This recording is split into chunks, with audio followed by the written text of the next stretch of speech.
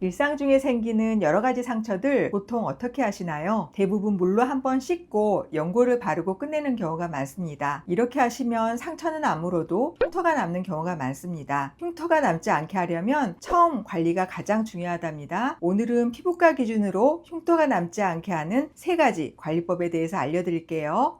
상처가 나면 바로 즉시 그리고 1시간 이내로 그 상처를 깨끗하게 씻어줘야 돼요. 그래서 보통 집에 생리식염수는 많이 가지고 계시잖아요. 생리식염수나 증류수로 손을 대지 않고 거기를 세척해 주시는 게 중요합니다. 그런데 보통 빨간 베타딘이나 과산화수소수 또는 알코올로 닦아내시는 경우도 있잖아요. 소독약들이 우리 피부에는 별로 좋지가 않거든요. 그래서 아주 지저분한 상처가 아니라고 하면은 증류수나 생리식염수, 그리고 너무 약국에 사러 가기가 힘드실 때에는 깨끗한 물로 세척하셔도 좋아요. 손으로 자극을 주지 않는다는 것이 첫 번째 관리 방법이에요. 그리고 두 번째는 아스팔트에 넘어지면은 타르라고 해서 이렇게 찐득찐득한 까만 찌꺼기가 있잖아요. 또는 모래에 넘어졌을 때는 모래 알갱이가 있죠. 나무로 된 복도에서는 나무 가시가 찔리는 경우도 있어요. 이런 오염물들이 이 상처에 남게 되면 나중에 그게 문신처럼 남거나 까맣게 착색이 남거든요. 그래서 그거를 제거를 해주시는데 손으로 이렇게 뽑아서 제거하시는 것보다는 핀셋이나 면봉으로 해서 생리식염수나 증류수를 뿌리면서 이렇게 제거를 해주시는 게 중요해요. 그리고 세 번째 중요한 것은 이 상처가 마르지 않고 수분하게 촉촉하게 유지돼야 된다는 거예요. 요즘에는 뭐 듀오덤이나 아니면은 메디폼이나 이런 약국에서 파는 수분 밴드들이 많이 있잖아요. 듀오덤이나 메디폼으로 상처를 촉촉하게 유지해 주시는 것이 좋은 방법이랍니다. 메디폼하고 듀오덤은 두께의 차이예요. 메디폼은 우리가 상처, 진물이 많이 날 때 흡수를 해야 되잖아요. 그래서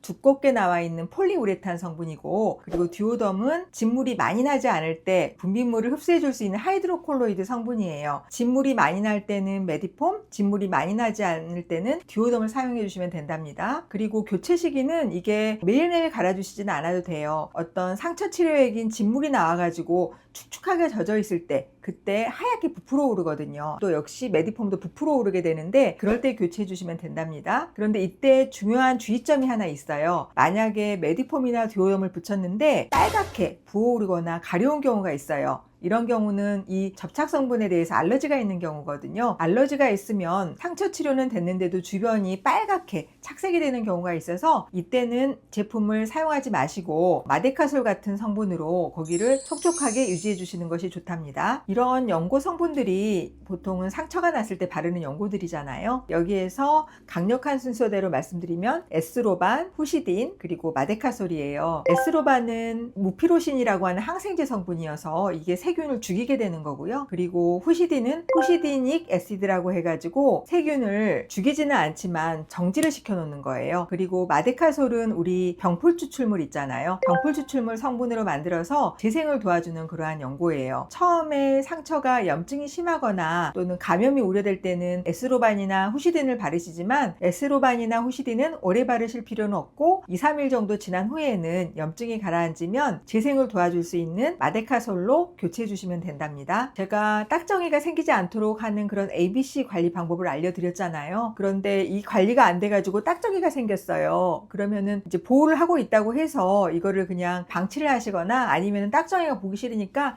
떼버리는 경우가 있더라고요. 그런데 이 딱정이가 딱딱해지면 절대 안 되거든요. 왜냐하면 딱정이가 딱딱해지게 되면은 그 밑에서 살이 올라오고 있잖아요. 살이 올라오면서 거기가 자극이 돼가지고 나중에 흉터로 남게 되거든요. 그래서 이 딱정이를 보호하면서 촉촉하게 해야 돼요. 그래서 이 딱정이 위에 마데카솔 성분을 발라서 딱정이가 조금 촉촉하게 유지되도록 하거나 아니면은 듀오덤을 계속 유지를 하시는 거예요. 한 2주가 지나고 3주가 정도 지났을 때 듀오덤을 가는 순간에 자연스럽게 딱정이가 떨어지는 것은 괜찮은데 일부러 딱정이를 떨어뜨리시게 되면 거기에서도 흉터가 생길 수 있으니 주의하셔야 되겠죠. 2-3주 정도 되면은 어느 정도 이 피부가 다 올라왔잖아요. 그러면 약간 빨갛게 올라오게 되거든요. 그러면 이제 상처가 다 치료가 됐다 하고 여기를 흉터를 마음껏 문지르거나 하시게 되면은, 화장도 마음껏 하시면은 여기가 착색이 올라올 수 있어요. 그래서 2, 3주 후에도 여기는 보습을 해주시고 꼭 자외선 차단제를 발라주셔야 돼요. 오랫동안 장시간 야외 같은 데 나가 있거나 수영을 해야 된다가 이런 경우에는 그때에도 듀오덤을 붙이시는 게 굉장히 중요해요. 듀오덤을 바르면 어떻게 돼요? 거기가 일단 손도 안 되고 외부 자극으로부터 차단이 되잖아요. 보호가 되는 것이 굉장히 중요합니다. 그리고 이제 보통 여성분들은 또 약간 빨갛기 때문에 여기를 가리려고 화장으로 거기를 조금 파운데이션이나 컨실러를 사용하시는 경우도 있잖아요. 그런 자극들도 착색을 남길 수 있기 때문에 가급적이면 선크림 외에는 여기에는 화장을 안 하시는 게 중요하답니다. 대부분은 이렇게 깨끗하게 관리하시고 수분하게 유지하시면 괜찮은데요. 병원으로 와야 되는 경우가 지저분한 데서 다치신 경우예요. 탕물에 빠졌다거나 아스팔트에 심하게 갈렸다거나 나무에 찔렸다거나 녹슨칼에 찔렸다거나 이제 이런 경우에는 파상풍의 위험도 있거든요. 실제로 나무에 이렇게 찔리셔가지고 나중에 회복이 제대로 안 돼서 골수염까지 가신 분이 계시거든요. 그리고 또 한 가지, 이렇게 열상 찢어져가지고 붙지 않은 경우에는 거기를 꼬매야 되니까 꼭 병원에 오셔야 되겠죠. 지저분하게 다치신 경우에는 파상풍 예방주사도 맞으셔야 되고요. 그리고 항생제 주사도 맞으시게 되고, 아까 ABC 했던 생리식염수로 세척하기, 그리고 오염물 빼기, 그리고 수분하게 유지하기, 이런 것들이 아무래도 집에서보다는 훨씬 더 위생적으로 될 수가 있고, 열상이 생긴 경우에는 꼬매줄 수가 있겠죠. 꼬매주는 것이 아무래도 상처 아무는 데는 제일 좋으니까요. 그리고 이제 여성분들은 얼굴을 다치셨을 때 흉터가 남을까봐 굉장히 많이 걱정을 하세요. 이런 경우에는 저희 병원에서는 PRP라고 해서 내 혈액을 빼서 다친 상처 부위에다가 주사를 하게 되면은 훨씬 착색이 안 남고 빨리 회복이 되거든요. 이런 방법들도 있고, 나중에 PRP에 대해서는 다시 영상으로 한번 제작해서 알려드리겠습니다. 흉터를 남기지 않으려면 첫 관리가 가장 중요합니다. 깨끗하게 씻어내고 오염물을 제거하고 수분하게 유지하는 것, 이 세 가지만 지켜도 흉터는 줄일 수 있습니다. 상처 관리하면서 어려운 점이 있으셨다면 댓글로 남겨주세요. 이 영상이 도움이 되셨다면 구독과 좋아요 부탁드리겠습니다. 감사합니다.